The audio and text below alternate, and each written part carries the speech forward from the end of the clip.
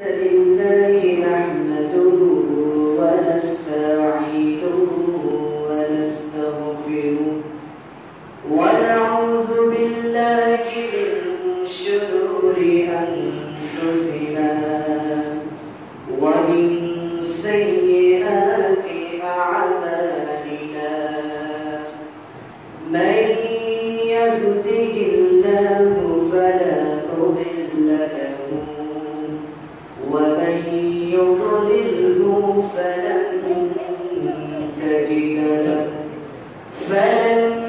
تجد له وليا مرشدا ونشهد أن لا إله إلا الله وحده لا شريك له ونشهد أن سيدنا سندنا ومولانا وأولانا وطبيب قلوبنا محمد الذي أرسله بالحق بشيرا ونذيرا وداعيا إلى الله وسراجا وقمرا منيرا فقد قال الله تعالى في كلامه المجيد والفرقانه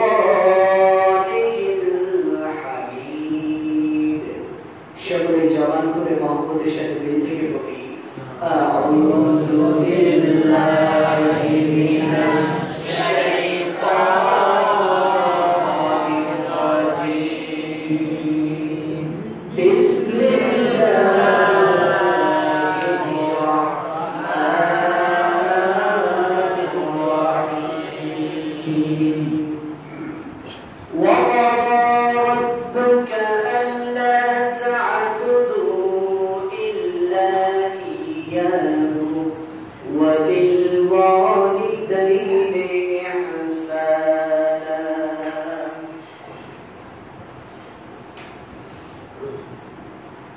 إما يبلغن عندك الكبر أحدهما أو كلاهما فلا تقل لهما أف ولا تنهرهما وقل لهما قولا كريما واخفض لهما جناح الذل من الرحمة وقل رب ارحمهما كما ربياني صغيرا وقال تعالى من آية أخرى وآت ذا القربى حقه والمسكين وابن السبيل ولا تبذروا تبذيرا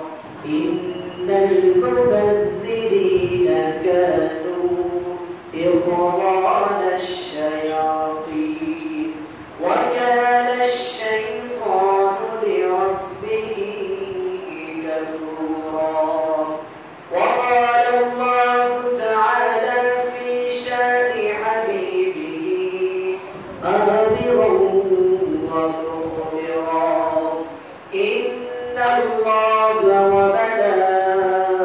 وملائكته يصلون على النبي يا أيها الذين آمنوا صلوا عليه وسلموا تسليما اللهم صل على سيدنا محمد وعلى آله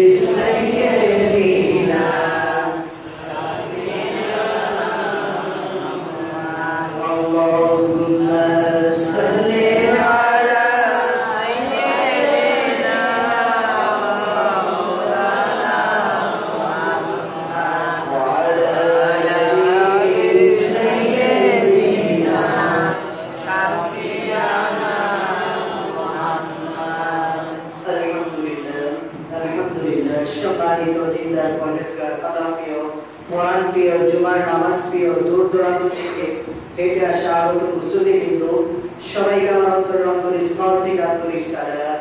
আসসালামু আলাইকুম ওয়া রাহমাতুল্লাহ। আল্লাহ পাক রব্বুল আলামিন তাআলা দরবারে লাখ কোটি শুকরিয়া জ্ঞাপন কথা যে মহান রব্বুল আলামিন আমাদেরকে অত্যন্ত ভালোবেসে মহব্বত করে কোরআনের মজলিসে এসে বসার সুযোগ করে দিয়েছেন। এর জন্য শুকরিয়া আদায় করি সকলে বলে আলহামদুলিল্লাহ। আর জোরে সরে বলে আলহামদুলিল্লাহ। আল্লাহ পাক রব্বুল আলামিন তাআলা দরবারে যাবতীয় কিছু প্রশংসা সকলে বলে আলহামদুলিল্লাহ। জুমার দিন মানেই হচ্ছে কোরআন শোনার একটা দিন, ঠিক না? প্রত্যেকটা জুমার দিন মানেই একটা করে কোরআনের আলোচনা আমরা শিখতে পারি, জানতে পারি, শিক্ষা নিতে পারি। তবে ওয়াজ মানে হচ্ছে উপদেশ। এই উপদেশগুলো এমন ভাবে গ্রহণ করতে হবে যেমন আমরা ক্লাসের মধ্যে ক্লাস যখন একটা টিচার নেয়, একজন শিক্ষক যখন পাঠদান করে, একটা স্টুডেন্ট ছাত্র যেভাবে পড়াটা মনোযোগ সহকারে শুনে তেমনি ভাবে আলোচনাটা ওইভাবেই মনোযোগ দিতে হবে, ঠিক না? এক হুজুর একদিন ওয়াজ ধরেছে, চোখটা বন্ধ করে কানে হাত দিয়ে। হঠাৎ করে 2-4 ঘন্টা আলোচনা করার পর চোখ খুলে দেখে ময়দান ফাঁকা, কোনো লোক নাই। একটা ব্যক্তি চাদর মুড়ি দিয়ে বসে আছে। বললো, সবাই আমার ওয়াজ শুনে কিছুই বুঝতে পারে না, চলে গেল। তুমি বেচারা আমার ওয়াজ শুনে মনোযোগ দিয়ে শুনলাম, আমরা আসো একসাথে মোনাজাত করে দিই। চাদর মুড়ি দেওয়ালা ব্যক্তি বলতেছে, আসলে আমি হচ্ছে এই সাউন্ড সিস্টেম গাড়ি, আমি হচ্ছে মাইক ওয়ালা, আমার মাইক রয়েছে, এই জন্য আমি বলছি, আমিও চলে যাব। আসলে এইভাবে ওয়াজ শুনে কোনো ফায়দা নাই। ওয়াজ হচ্ছে উপদেশ, ওয়াজ অর্থ উপদেশ। কিন্তু আমরা যদি আওয়াজ শুনি তাহলে হবে না। আওয়াজ আর ওয়াজ দুইটা শব্দের পার্থক্য এটা।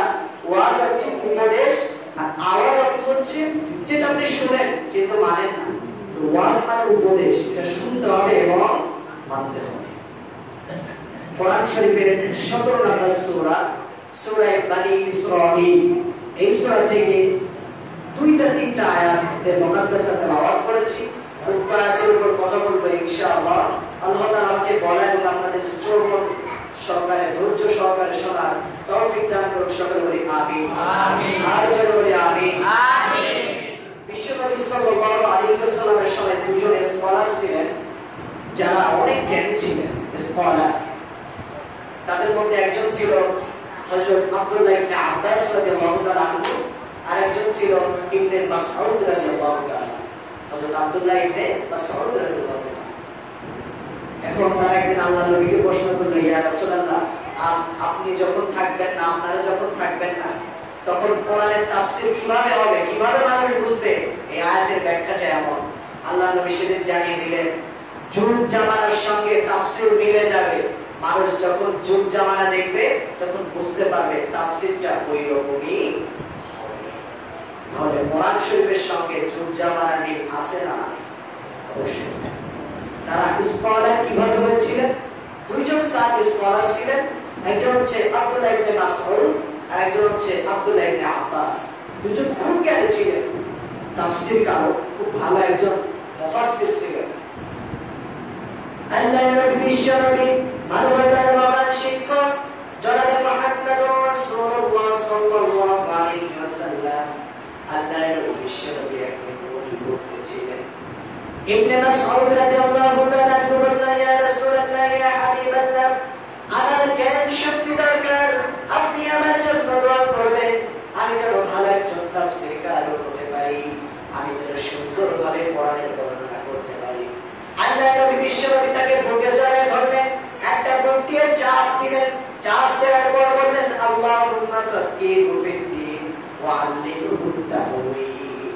এই দোয়াটা করার পর আব্দুল্লাহ ইবনে মাসউদ বলেন, আমি যখন আল্লাহর নবী বিশ্বনবী বুকের মধ্যে নিয়ে চাপ দিলেন, এই দোয়াটা করলো, আমার মনে হলো কি যেন আমার বুকের মধ্যে ঢুকে গেল।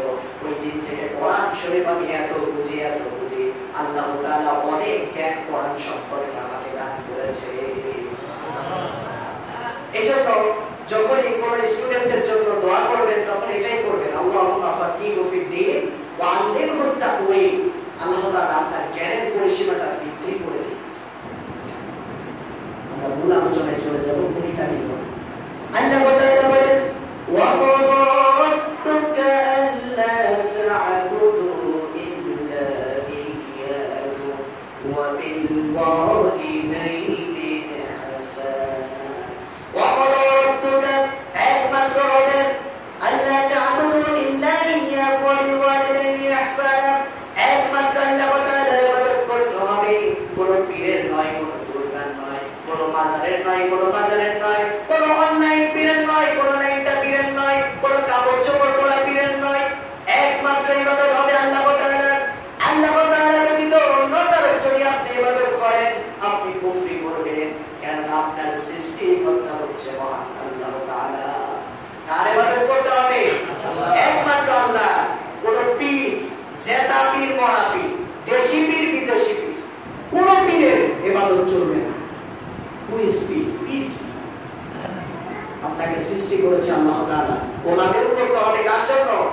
আল্লাহ তাআলার জন্য। কেমন ভাবে আল্লাহ তাআলাকে গোলামি করবেন?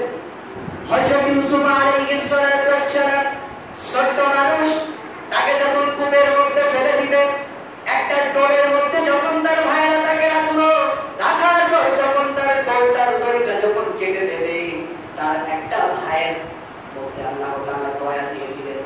ইয়াহুদা নামক একটা তার ভাই, তাকে দয়া দিয়ে দিলেন। তার ভাইরা চিন্তা করলো ইউসুফকে হত্যা করবে, কিন্তু ওই ভাই বলল, না না ভাই, আমাদের কেউ তো একজন ভাই, আমরা যদি ভাই হয়ে ভাইয়ের খুন করি কেমন হয়ে যায়, তাকে হত্যা করা যাবে না, তাকে কূপের মধ্যে ফেলে দাও। ওই ডোরের দড়িটা যখন কাটতেছে, ইউসুফের উপরে পড়ে গেল। বিপদে আপদে বালা মুসিবতে আমার বাবা আল্লাহ তাআলাকে স্মরণ করতে বলেছে। ইউসুফ যখন আল্লাহ তাআলাকে স্মরণ করলো, আল্লাহ তাআলাকে ডাকলো, আল্লাহ তুমি আমাকে হেফাজত করো, এই ডোরটা যদি নিচের দিকে পড়ে যায় আমি আঘাতপ্রাপ্ত হব, হয়তো মারা যাব, আল্লাহ আপনি আমাকে সাহায্য করবেন। আল্লাহ তাআলা জিবরাইলকে বলল, জিবরাইল যাও, তুমি তার সাথে যাও, আমার ইউসুফ ওই ডোরটা ছিঁড়ে পড়ে যাওয়ার আগে আমার ইউসুফের জন্য কূপের মধ্যে একটা পাথরের ব্যবস্থা করে দাও, আর এই পাথরকে বলে দিবা ওই পাথর এমন আচরণ যেন ইউসুফের সঙ্গে করে, ইউসুফের গায়ে যেন এক চুল আঁচড় না লাগে। কাকে স্মরণ করেছিলেন? আল্লাহ তাআলাকে। আল্লাহ তাআলাকে স্মরণ করতে হবে। আল্লাহ তাআলাকে যদি স্মরণ না করে তাহলে সাহায্য পাওয়া যাবে? মায়ের কাছে বাচ্চা কান্নাকাটি করলে মা দুধ দেয়, বাচ্চা কান্নাকাটি না করলে মা বুঝতে পারে বাচ্চার ক্ষুধা লাগছে কিনা। বর্তমান আজকে আমরা আল্লাহ তাআলার ইবাদত থেকে বেমুখ হয়ে গেছি, শুধু পাইছি নেতার গোলামি, ঠিক কিনা? বাংলাদেশের একটা ইতিহাস দেখা যায়, নেতার পিছে ঘুরে ঘুরে কিছু যুবকেরা পড়াশোনা হারায়, বাড়িঘর হারায়, নেতার চামচামি শিখে, আর নেতার ছেলেরা বাহিরের দেশে গিয়ে পড়াশোনা করে নেতা হয়, ঠিক কিনা? আপনি কার গোলামি করতেছেন? আপনি কার নেতা মানতেছেন? আপনার যে নেতা সকালবেলা যার চরিত্র একরকম, রাত্রবেলা যার চরিত্র আরেকরকম, ঠিক কিনা? আপনার নেতা সকালবেলায় হাতে তসবিহ থাকে, মাথায় টুপি থাকে, সুবহানাল্লাহ আওয়াজটাও পাওয়া যায় না, মাঝে মাঝে আওয়াজ শোনা যায় সুবহানাল্লাহ সুবহানাল্লাহ, সুবহানাল্লাহটা সঠিক করে পড়তে পারে, আর রাত্রবেলা তার চরিত্র চেঞ্জ হয়ে যায়। তার কাছে থাকে হচ্ছে লাল নীল বোতল আর নারী, ঠিক কিনা? রাগ করতেছেন আপনারা? আজকের ইতিহাসটাই। অথচ নেতা কেমন হতে হবে? একটা নেতার মধ্যে যদি কোরআন সুন্নাহ অনুযায়ী কোনো গুণ না থাকে, ওটাকে নেতা মানলে আপনার ইবাদত আল্লাহর দরবারে কবুল হবে? লিডার্স অফ দ্য ওয়ার্ল্ড, একজন নেতা ছিলেন মুহাম্মদুর রাসূলুল্লাহ সাল্লাল্লাহু আলাইহি ওয়াসাল্লাম। মক্কা যেদিন বিজয় হয়ে গেল, পুরো মক্কার পাওয়ার আল্লাহর নবীর হাতে। আল্লাহ নবী চাইলে সেদিন কাফেরদের কল্লা একদম নিমিষ করে দিতে পারতেন। আল্লাহ নবী কি সেটা করেছিলেন? আল্লাহ নবী দয়া দেখিয়েছিলেন এবং বলেছিলেন, আজকে ফাতে মক্কা হয়ে গেছে, আজকে মক্কা বিজয় হয়ে গেছে, আজকে তোমাদের প্রত্যেককে আমি মাফ করে দিই। এটাই তো মানবতা, এটাই যেটা বলতেছি। ইমাম গাজ্জালী রাহমাতুল্লাহি আলাইহি বলেন, 40টা মুরব্বী যদি আল্লাহ তাআলাকে স্মরণ করে, আল্লাহ আল্লাহ বলে ডাকে, আর একজন যুবক যদি তাসির নিয়ে আল্লাহ তাআলাকে একবার স্মরণ করে বলে আল্লাহ, আল্লাহ তাআলা ইশারা দেয়, ওই বান্দার কথায় আল্লাহ তাআলা সাড়া দেয়। কথা বলেন ঠিক? ঠিক। এই জন্য বিপদে আপদে বালা মুসিবতে সব জায়গাতে কাকে স্মরণ করতে হবে? আল্লাহ। ইব্রাহিম আলাইহিস সালামকে যখন আগুনের মধ্যে নিক্ষেপ করবে, একটা ব্যাঙ, একটা ছোট ব্যাঙ, তার পেটের মধ্যে কতটুকু পানি বা থাকতে পারে? ব্যাঙ পোশাক করে আগুনটা নেভানোর জন্য ইব্রাহিমের কাছে আসলো। আসার পরে বললো, ইব্রাহিম নবী, তুমি বলো তোমার আগুনটা আমি নিভাই দিই। ইব্রাহিম বলল, না না, আমি যার গোলামি করি, আমি যার দাসত্ব করি, আমি যার দ্বীনের দাওয়াত কায়েম করার জন্য আজ আগুনের মধ্যে যাচ্ছি, সে আল্লাহ তাআলা আমাকে দেখতেছে, নিশ্চয়ই তিনি হেফাজত করবে। আল্লাহ তাআলা জিবরাইলকে পাঠিয়ে দিল, জিবরাইল যাও, দ্রুততার সঙ্গে যাও, ওই আগুনের মধ্যে ফুলের বিছানা তৈরি করে দাও, আর ওই আগুনকে আমি বলে দিচ্ছি, কুলনা ইয়া নারু কুনি বারদান ওয়া সালামান আলা ইব্রাহিম। হে আগুন, তুমি এমন আচরণ আমার ইব্রাহিমের সাথে করবা যেন আমার ইব্রাহিমের একটা চুলও না পড়ে, এবং শীতল হয়ে যাবা, না ঠান্ডা না গরম, আরামদায়ক হয়ে যাবা, যাতে আমার ইব্রাহিম শান্তিতে থাকতে পারে। তেমনি ভাবে যখন ইউনুস নবীকে জাহাজ থেকে ফেলে দেওয়া হলো, ইউনুস নবীকে জাহাজ থেকে যখন ফেলে দেওয়া হলো, একটা তিমি মাছ তাকে গিলে খেয়ে ফেলল। তো মাছের কাজ কি? আমরা যখন খাবার খেয়ে একটু বিশ্রাম নেই, মাছ বিশ্রাম নেওয়ার জন্য পানির তলদেশে চলে গেল। যাওয়ার পরে ইউনুস নবী চিন্তা করলো, হায় হায়, আমি তো একটা মাছের পেটের মধ্যে কিভাবে বের হব? তিনটা অন্ধকারে নিমজ্জিত হলেন তিনি, একটা পানির অন্ধকার, একটা রাতের অন্ধকার, একটা মাছের পেটের অন্ধকার। তিনটা অন্ধকারে থাকলেন। এরপরে তার কানের মধ্যে যেন আওয়াজ ভেসে আসে, ওই যে সমুদ্রের মধ্যে ঝিনুক, মানিক, হীরাচুনি, পান্না আর যত মাছ আছে, এই সমস্ত মাছ, হীরাচুনি, পান্না সমস্ত কিছু যেন আবার আল্লাহ তাআলা জিকির করতেছে।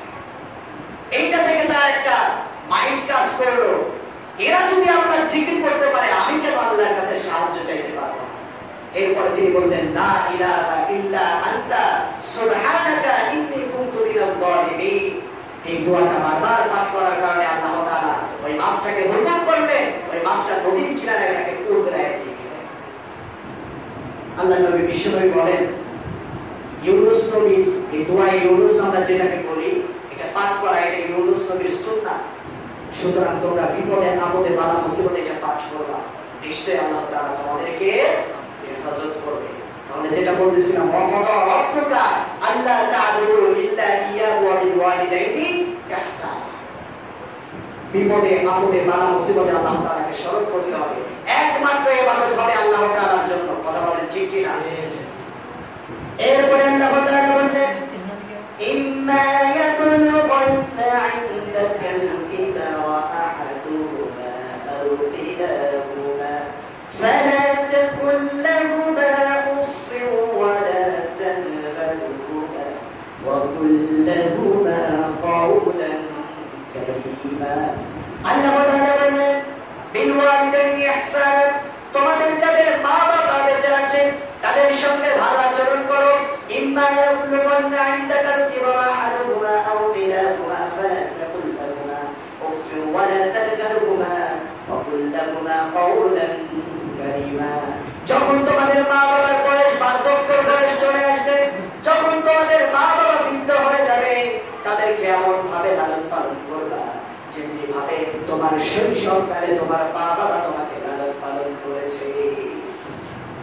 মেয়ে হয় না, অনেকের জন্মগ্রহণ করে না মেয়ে সন্তান, অনেকেই মনটা বেজার করে ফেলে, কিন্তু তারা বুঝে না মেয়ে আছে কার হাত তুলে তো আলহামদুলিল্লাহ, আল্লাহ কবুল করে, কারণ সবাই তো জান্নাতের মালিক হয়ে গেছে। বিশ্বনবী সাল্লাল্লাহু আলাইহি ওয়াসাল্লাম বলেন, 100টা ছেলে হইলেও তাকে গ্যারান্টি দেওয়া যাবে না সে জান্নাতের মালিক, কিন্তু একটা যদি মেয়ে হয়, আমি নবী সাক্ষ্য দিয়ে গেলাম, ওই ব্যক্তিটা জান্নাতের মালিক। সুবহানাল্লাহ। মেয়ে যখন জন্মগ্রহণ করে, তখন আল্লাহর ফেরেশতারা ওই মেয়ে, ছোট্ট মেয়ের মাথায় হাত বোলায়, হাত বোলায় বলতে থাকে, আল্লাহ এই ছোট্ট মেয়ে, এই ছোট্ট মেয়ে, মেয়ে তো তোমার রহমত। আল্লাহকে বলতে থাকে, আল্লাহ মেয়ে তোমার রহমত। মনে রাখবেন, আল্লাহ যদি আপনার উপর খুশি হয়, আপনার ঘরে প্রথমত যে কাজ করবে সেটা হচ্ছে একটা মেয়ে সন্তান দিবে। মেয়ে সন্তান দিলে আপনার ঘর বরকতে পড়ে যাবে। সকলে বলি সুবহানাল্লাহ। তো ফেরেশতারা হাত বোলায় বলে, আল্লাহ এই মেয়েকে যেই মা বাবা লালন পালন করবে ওই মা বাবাকে আল্লাহ তোমার রহমতের কোলে লালন পালন করি। কতটা বিষয় চিন্তা করেছেন একটু? আল্লাহ তাআলার কাছে ফেরেশতারা আরজ করে, আল্লাহ এই মেয়েকে যেই মা বাবা লালন পালন করবে, দিনদার পরহেজগার বানাবে, আল্লাহ এই মা বাবাকেও তুমি সেইভাবে তোমার রহমতের কোলে লালন পালন করবে। এই জন্য আপনারা ভাগ্যবান। কথা বলেন ঠিক কিনা? যেটা বলতেছি না, মা বাবার যখন বার্ধক্যের সময় চলে আসে, সায়েন্স গবেষণা করে দেখেছে যখন মা বাবার বয়স যখন শেষ দিকে চলে আসে তারা বাচ্চাদের মতন হয়ে যায়, খিজি করে। সায়েন্স গবেষণা করে দেখেছে তারা বাচ্চামি করে, খিজি করে, আমার এটা লাগবে সেটা লাগবে, ওইটা দাও এটা দাও, রাগান্বিত হয় তারা খুব। কিন্তু রাগ করা যাবে, এটা তার বয়সের ভারের কারণে এটা হচ্ছে। আপনি তার উপর রেগে যেতে পারবেন না। আপনার মা বাবা যদি টাটকা কাফের হয়, আপনার মা বাবার সব সময় সেবা যত্ন করা আপনার দায়িত্ব এবং কর্তব্য, এটা আল্লাহ তাআলা নিজে বলে দিয়েছে। মা বাবার সঙ্গে কি করতে হবে? ভালো আচরণ করতে হবে। এমন ইহসান করবা, এমন ভালো আচরণ করবা তোমার মা বাবা যেন কোন শব্দ না করে। হযরত মুসা আলাইহিস সালাতু ওয়াস সালাম আল্লাহর কাছে বললেন, ও মালিক ইলাহি, আমি তো একজন পয়গম্বর, আমার সঙ্গে জান্নাতের মধ্যে কে থাকবে আপনি একটু জানিয়ে দিন। আল্লাহ তাআলা বললেন, ও মুসা, তোমার সঙ্গে জান্নাতের মধ্যে একজন কসাই থাকবে। মুসা বললেন, আল্লাহ আমি তো একজন পয়গম্বর, আমার সঙ্গে একজন কসাই কিভাবে থাকবে? আল্লাহ তাআলা বললেন, মুসা অমুক বাড়িতে যাইবা, অমুক বাড়িতে খোঁজ দিবা, তুমি বুঝতে পারবা তোমার সঙ্গে কসাই কেন জান্নাতে থাকবে। কসাইয়ের বাড়িতে চলে গেল, যাওয়ার পরে তিনি লক্ষ্য করে দেখল যখন সকাল হয়ে গেল ওই কসাই তার মাকে সুন্দর করে পরিষ্কার পরিচ্ছন্ন করলো, এরপরে দোলনার মধ্যে তাকে সুন্দর করে শোয়ালো। শোয়ানোর পরে ওই কসাই তার মাংসের দোকানে চলে গেল, যাওয়ার পরে মাংস কাটতে শুরু করলো। নরম নরম মাংসগুলি কেটে আলাদা করে এক সাইডে রাখলো তার মায়ের জন্য। সারাদিন কাজ করলো, বিকেল বেলা আবার যখন বাড়িতে ফিরে আসলো ওই মাংসগুলো রান্না করলো। সুন্দর করে রান্না করার পর তার মাকে সুন্দর করে পরিপাটি করলো, তার মাকে পরিষ্কার পরিচ্ছন্ন করার পর সুন্দর পোশাক পরিধান করালো।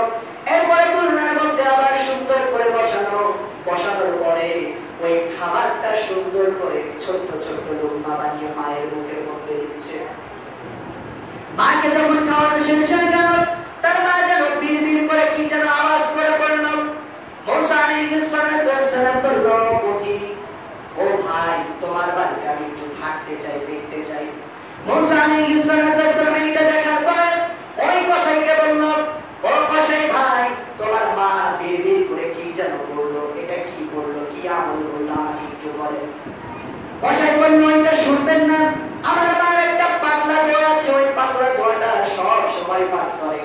আমি আমার মায়ের এত সেবা যত্ন করি, আমার মা সব সময় আমার জন্য দোয়া করে। আল্লাহ, শুনেছি বনি ইসরাইল গোত্রের মধ্যে একজন নবী আছে মুসা কালিমুল্লাহ, আপনার একজন পয়গম্বর আছে, অনেক বড় একজন নবী আছে যিনি আপনার সঙ্গে নাকি কথা বলে শুনেছি। ওই নবীর সঙ্গে আমার এই সন্তানকে তুমি জান্নাতের জন্য নসিব করে দিও। মুসা আলাইহিস সালাতু ওয়াস সালাম আল্লাহ তাআলাকে ফরিয়াদ করলেন, আল্লাহ বাইরে লাগি আমার বোঝা হয়ে গেছে, এই কসাই মায়ের এত আপ্যায়ন করে যে এই মায়ের দোয়া তুমি কবুল করে নিয়েছো, আর এই কসাইকে আমার সঙ্গে জান্নাতের মধ্যে কবুল করে নিয়েছো। আল্লাহ তাআলা বললেন, মুসা তুমি কি জানো, তুমি কি জানো আমি সমস্ত খবর রাখি। গাছ থেকে একটা পাতা পড়ে, ঠাস করে জমিনের উপর পড়ে, এই পাতা পড়ার যে আওয়াজ আমি আল্লাহ তাআলা আরশে আজিমে বসে শুনতে পাই। সকলে বলে সুবহানাল্লাহ। মুসাকে পরীক্ষা করার জন্য আল্লাহ তাআলা বলল, মুসা তোমার সামনে কি? বলল, আল্লাহ পাথর।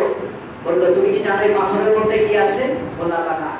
বলতেছে পাথরের মধ্যে একটা পোকা আছে, ওই পোকাটা আমার জিকির করে আমি আল্লাহ তাআলা আরশে আজিম থেকে শুনতে পাই। সকলে বলে সুবহানাল্লাহ। মায়ের সেবা করতে হবে, মা বাবার যত্ন করতে হবে। রাজি আছি তো ইনশাআল্লাহ?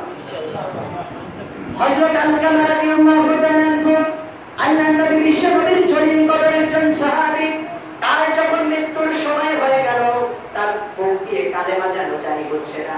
মক্কার জমিনে সব জায়গায় ছড়িয়ে গেল। আল্লাহর নবী বিশ্ব নবীর জলিল কদর সাহাবী আলকামা রাদিয়াল্লাহু তাআলা আনহুর মৃত্যু হবে, কিন্তু মৃত্যু হচ্ছে না, তার অনেক কষ্ট হচ্ছে, তার মুখ দিয়ে কালিমা বের হচ্ছে না। আল্লাহর নবী বিশ্ব নবীর কাছে খবর চলে গেল। আল্লাহর নবী বিশ্ব নবী নিজেই তার বাড়িতে আসলেন।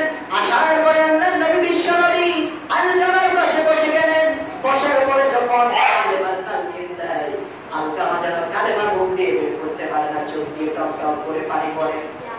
আল্লাহর নবী বিশ্ব নবী বুঝতে পারলেন। আল্লাহর নবী বিশ্ব নবী আলকামা রাদিয়াল্লাহু তাআলা আনহুর মাকে ডাকলেন।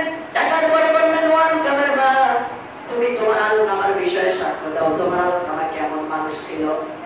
আল্লাহর নবী বিশ্ব নবীর কাছে ওই মা বলতেছে, আলকামা অনেক ভালো একজন মানুষ ছিল, কিন্তু যেই দিন বিবাহ করেছে তারপর থেকে আমার সঙ্গে ভালো আচরণ করে না। আগে যদি বাজার থেকে একটা মিষ্টির প্যাকেট কিনতো, আগে সে আমার হাতে দিত, কিন্তু এখন একটা মিষ্টির প্যাকেট কিনলে ওই মিষ্টির প্যাকেটটা তার বিবির হাতে দেয়। আমার সঙ্গে আগের মতন কমিউনিকেশন নাই, যোগাযোগ নাই। এই জন্য আমি মা তার উপর ক্ষুণ্ণ। আল্লাহর নবী বিশ্ব নবী বলল, তোমার সন্তানকে তুমি মাফ করে দাও, নইলে তার মুখ দিয়ে কালেমা জারি হবে না। মা বলল, আমি তাকে মাফ করতে পারবো না, কেননা বিয়ের পরে আমাকে ভুলে গেছে, তার বউকে পেয়ে আমাকে ভুলে গেছে, আমার সেবা যত্ন ভালোভাবে নাই, এই জন্য আমি তাকে মাফ করতে পারবো না। আল্লাহর নবী বিশ্ব নবী সাহাবীদেরকে বলল, কাঠ জোগাড় করো, লাকড়ি জোগাড় করো। লাকড়ি সুন্দর করে সাজানো হলো, তারপর আলকামাকে শোনায় দেয়া হলো। এরপরে বলল, আলকামার মা, তুমি যদি আলকামাকে মাফ না করো, তাহলে তোমার চোখের সামনে তোমার সন্তানকে আগুন ধরায় পোড়ায় দিব। তুমি যেহেতু মাফ করবাই না, তাহলে তোমার ছেলের কষ্ট দেখো কেমন লাগে। মা তখন চিন্তা করলো, হাজার হইলেও আমার সন্তান, নিজের সন্তানকে সামনে আগুনে পোড়া দেখায়, এটা কি সম্ভব? কথা বলেন, সম্ভব? সম্ভব না। সামান্য আমাদের সন্তানদেরকে কেউ একটা থাপ্পড় দিলে আমরা সেটা বিচার করতে বসে যাই। আমার ছেলেকে মারলি কি জন্য মারলি? এই সন্তান আগুনের সামনে পড়বে, মা এটা সহ্য করতে পারে? যখন আগুনটা ধরায় দিবে, আল্লাহর নবী বিশ্ব নবী তখন সাহাবীকে বলল, আমার সাহাবী আগুন ধরায় দাও। যখন আগুন ধরানোর কথা বলল, আলকামার মা বলল, ও সাহাবীরা থেমে যাও, আমি আমার আলকামা রাদিয়াল্লাহু তাআলা আনহুকে মাফ করে দিলাম। মা যখন মাফ করে দিল, আল্লাহর নবী বিশ্ব নবী লক্ষ্য করে দেখল, আলকামা রাদিয়াল্লাহু তাআলা আনহুর জবান দিয়ে বিড়বিড় করে বের হচ্ছে, লা ইলাহা ইল্লাল্লাহু মুহাম্মাদুর রাসূলুল্লাহ সাল্লাল্লাহু আলাইহি ওয়াসাল্লাম। এজন্য মায়ের সেবা যত্ন করতে হবে। হুমা জান্নাতুকা ওয়া নারু, আপনার মা আপনার জান্নাত, আপনার মা আপনার জাহান্নাম। এজন্য সব সময় মা বাবার সেবা যত্ন করতে হবে ইনশাআল্লাহ। আল্লাহ তাআলা আমাদেরকে কবুল করুন, সবাই বলি আমিন। এরপর আল্লাহ তাআলা বলেন, ওয়া আতিদাল কুরবা হাক্কাহু ওয়াল মিসকিনা ওয়া বিনাস সাবিল ওয়া লা তুবাদদিরু তাবদীরা ওয়া আতিদাল কুরবা হাক্কাহু ওয়াল মিসকিন। তোমাদের যাদের সামর্থ্য আছে তারা মিসকিনদেরকে সাহায্য করবা। মিসকিনদের কি করবা? সাহায্য করবা। আফসোস, আজকে লক্ষ্য করলে দেখা যায় মরার বাড়ির খানার দিকে তাকালে সবচেয়ে বেশি দেখা যায় বড় লোক মিসকিন গুলা কোটটাই পরে ওই প্যান্ডেলের মধ্যে খায়, আর গরিব মিসকিন গুলা বাইরে বসে থাকে, আরে কখন একটু বাঁচবে, আমাদের কি দিবে। আর ভিতরে কারা খাচ্ছে? বড় লোক মিসকিন। কোন মিসকিন? বড় লোক মিসকিন। আল্লাহর কসম করে বলি, যেই সমস্ত আলেমেরা ফতোয়া দিবে, ওই যে বড় লোক যারা কোটটাই পরে ওই মরার বাড়ির খানা খাচ্ছে, যারা ফতোয়া দিবে ওদের জন্য জায়েজ, আমি মনে করি ওই আলেম একজন ধর্ম ব্যবসায়ী। আর একটা কথা বলি, ওই যে খানা, মৃত ব্যক্তিদের খানা, এটা যারা কোটটাই করে খাচ্ছে তাদের জন্য কখনোই জায়েজ নয়। কিয়ামত হয়ে যাবে তবুও জায়েজ নয়। তোমার সামর্থ্য আছে, তোমার ওই মরার বাড়ির খানা খাওয়া জায়েজ নাই। তোমার সামর্থ্য আছে, তুমি 10 জনকে খাওয়াতে পারবা। বাহিরে গরিব মিসকিন গুলা বসে থাকে, কখন এক বেলার খাবার একটু বাঁচবে, আমাদেরকে দেবে, তাদেরকে তোমার খাওয়াতে হবে। এই জন্য অনেক জায়গাতে খানাগুলো বন্ধ করে দিচ্ছে। আর এইটার মধ্যে গরিবরা খুব কম খায়, যত বড় লোক মিসকিন আছে এরা এসে সেই খাবার খায়। কথা বলে ঠিক? এই তো আমাদের অবস্থা। ইসলাম মানো না আর বলো হায় হায় হুজুর আমার সন্তান তো কথা শোনে না, একটু দোয়া করবেন, সন্তান পেয়ে গিয়ে গেছে। কাদা অবস্থায় যখন ইটটা থাকে, তখন ইটটারে যেভাবে খুশি সেভাবে নাড়াচাড়া করা যায়, ঠিক কিনা? যখন ইটে পরিণত হয়, পুরানোর পরে মজবুত হয়ে যায়, তখন এটাকে বাগানো যায়? আপনার সন্তানকে ছোট্টবেলা থেকেই শিক্ষা দিতে হবে, নইলে ওই যে বড় হয়ে যাবে বিগড়ে যাবে, তখন চলে এসে বলবেন হুজুর আমার সন্তান তো কথা শোনে না, তখন হুজুর কে বড় বড় হুজুর তো আপনাদের কাজ হবে না। কারণ শুরু থেকেই আপনার সন্তানকে হেফাজত করার দায়িত্ব আপনার। যেটা বলতেছি ওয়াদিদাল কুরবা হাক্কাহু ওয়াল মিসকিনা ওয়া ইবনাস সাবিল, ওয়া ইবনাস সাবিল এই শব্দের অর্থ হচ্ছে পথচারী, যারা হচ্ছে মুসাফির ব্যক্তি। হতে পারে তার কোটি কোটি টাকার মালিক সে, কিন্তু যখন সে একজন মুসাফির অনেক দূর সফর করে এসেছে, তার কাছে টাকা নাও থাকতে পারে, তখন আপনার উচিত তাকে সাহায্য করা। আপনার বাড়ির পাশে দিয়ে একজন মুসাফির যাচ্ছে, তাকে সাহায্য করা, ভাই এটা আপনার জন্য দিলাম, হাদিয়া করে দিলাম। মুসাফির ব্যক্তিদেরকে সাহায্য করতে হবে, কেননা যখন একজন মুসাফির আসে তখন কিন্তু সে টাকা পয়সা পিঠের উপর বেঁধে নিয়ে আসে না। এই জন্য মুসাফিরদেরকেও সেবা যত্ন করার কথা তাআলা বলছে। এরপর আসেন ওয়ালা তুবাদদিউ তাবযীরা, অপচয় করো না, আবার মুক্ত হস্তে দানও করো না। অনেকে আছে প্রচুর পরিমাণে দান করে, এমন অবস্থা দান করতে করতে নিজেই সংকীর্ণ হয়ে গেছে। আল্লাহ তাআলা বলেন এটা করা যাবে না, তোমার প্রয়োজন বাদ দিয়ে যতটুকু আছে ততটুকু থেকে দান করো। গল্প মনে পড়ে গেল, এক বকিল এখন তার বাড়ি থেকে 2টা রুটি বানায় দিছে আর একটু হালুয়া বানায় দিছে। তো যখনই পথে একটু খিদা লাগে ওইটার ঘ্রাণ শুকে আর ভাবে হায় খাবো না, খাই না তো ঘুরাই যাবে, এত কিপটা ওটা ঘ্রাণ শুকে কিন্তু খায় না। অনেক দূর যায় আর সহ্য হয় না, খাবারের টোপলাটা বের করছে, বের করার পরে একটা রুটি ছিঁড়ে খাচ্ছে হালুয়া দিয়ে, আরেকটা রুটি সাইডে রেখে দিয়েছে। বেচারা একটা সিল এসে ওই রুটিটা ঠুকর দিয়ে নিয়ে চলে গেছে। খাওয়া ফেলে রেখে ওই বকিল রুটির পিছে দৌড়াচ্ছে। যখন রুটির পিছে দৌড়াচ্ছে, দৌড়াতে দৌড়াতে দৌড়াতে দৌড়াতে ওই চিলটা আবার একটা নদীর উপর দিয়ে ছোটা শুরু করছে। এখন নদীর উপর দিয়ে যাইতে যাইতে খুব পরিমাণ চলে গেছে। যাওয়ার পরে নদীর মধ্যে যখন খুব পরিমাণ গেছে, দেখতে আরেকটু গেলে তখন তলায় যাও, তখন বলেছে আল্লাহর নামে তোরে এটা রুটিটা আমি দান করে দিলাম। ওই সময় বলতেছে যখন আর উপায় নাই এইভাবে দান করা যাবে। আপনার প্রয়োজন যেটা আছে ওইটার বাইরে যতটুকু থাকবে ততটুকু থেকে আপনি দান করবেন। কিন্তু আপনার প্রয়োজন আছে কিন্তু আপনি ওইটা থেকে দিতে পারবেন না, দিলে আপনার নিজেরই চলাচল অনেক কষ্টদায়ক হয়ে যাবে, তাহলে আপনার দান করা লাগবে। এদিকে খেয়াল রাখতে হবে। দানের আর একটা পদ্ধতি শিখায়, সবচেয়ে বড় পদ্ধতি বিনা টাকায় সদকা সওয়াব, সেটা হচ্ছে হাসি মুখে মানুষের সঙ্গে কথা বলা। বিষয় বলেন হাসি মুখে মানুষের সঙ্গে কথা বললে আমি আল্লাহ তাআলা সদকার সওয়াব দান করি। সকলে বলি এরপরে এটা বলে শেষ করব ইনশাআল্লাহ। ইন্নাল মুবাদদিলিনা কানু ইখওয়ানাশ শায়াতিন, নিশ্চয়ই যারা অপচয়কারী এরা হচ্ছে শয়তানের ভাই। এরা কি অপচয় করেন? যে হাত তুলেন তো। সিগারেট খান কে? সিগারেট যারা খান তারা তো অপচয় বেশি করে, ঠিক কি না? সিগারেটের বিষয়ে কিছু বলবো, বলার পরে কি আবার কালকে কি আন্দোলন ডাকবেন এই হুজুরের পিছনে নামাজ আর পড়া যায় না? কাকা উঠে ধরে মারতেছে আগে দেখছেন। বিষয়টা বলি, এই সিগারেট এমন একটা জিনিস, এটা হচ্ছে তামাক, টবাকো থেকে সোলো পয়জন, এটার মধ্যে প্রচুর পরিমাণে নিকোটিন।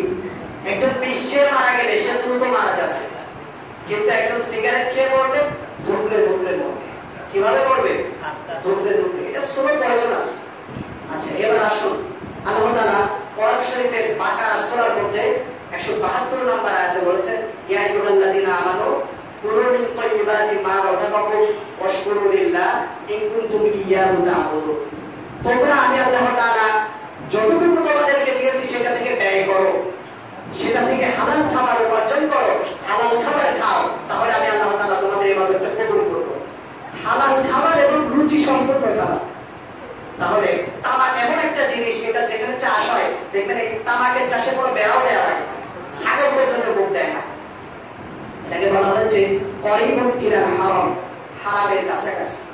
আবু দাউদ শরীফের হাদিসের মধ্যে হাদিস আসছে 6380 নাম্বার হাদিস, এটা যে কোন ব্যক্তি যদি সিগারেট খায় তার ভিতর কত, তার মুখ থেকে তার নাভি পর্যন্ত ইফেক্ট হয়ে যায়। এমন ভাবে ইফেক্ট হয় 40 দিন পর্যন্ত তার ওইটা বন্ধ থাকে। এই জন্য আল্লাহ তাআলা তার তাওবা পর্যন্ত কবুল করে না, তার সালাত আল্লাহ দরবারে কবুল করে না। এটার বিভিন্ন রেওয়াত আছে, বিভিন্ন রেওয়াত আছে। এটা এইভাবে আলোচনার বিষয় না, সিগারেটের মানে অপচয়ের কথা আসলে এজন্য আমি দুইটা কথা তুলে ধরছি।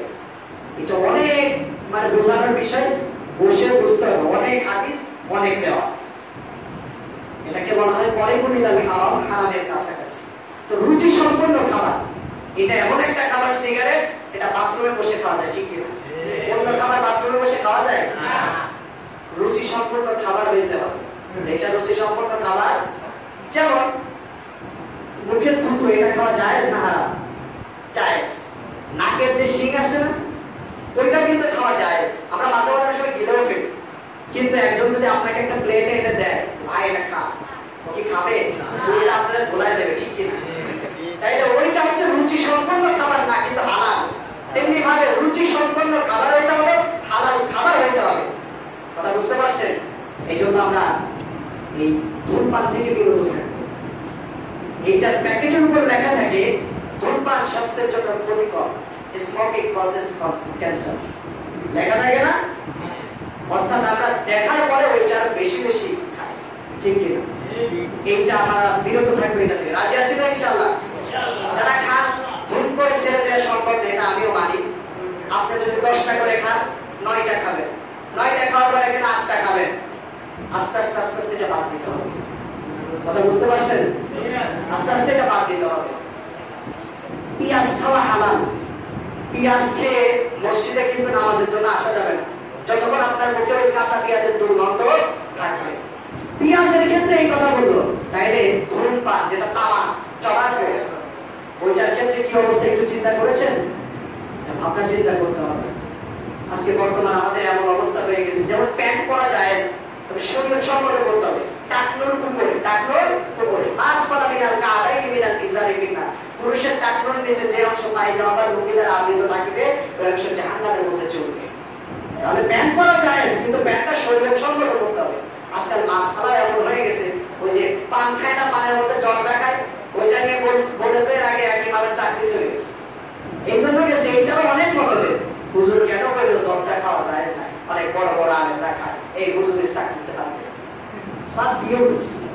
এই হচ্ছে অবস্থা। মাসালা এমন হয়েছে, মানে ভাইজন মানে ভাইয়ের বিয়ে, ভাইয়ের বিয়ে বাড়িতে অনেক আয়োজন, ভাইয়ের সময় নাই। বোনকে বললো, বোন আমার প্যান্টটা আমি ট্রায়াল দিছিলাম বা পায়জামাটা ট্রায়াল দিছিলাম, একটু বড় হয়, একটু 1 ইঞ্চি তুমি কেসি দিয়ে কেটে রাখবা। এখন বোন আবার বোনের মনে থাকবে না, মায়ের কাছে বলছে যে মা আমার তো মনে থাকবে না, তুমি 1 ইঞ্চি একটু কেটে রাখবে।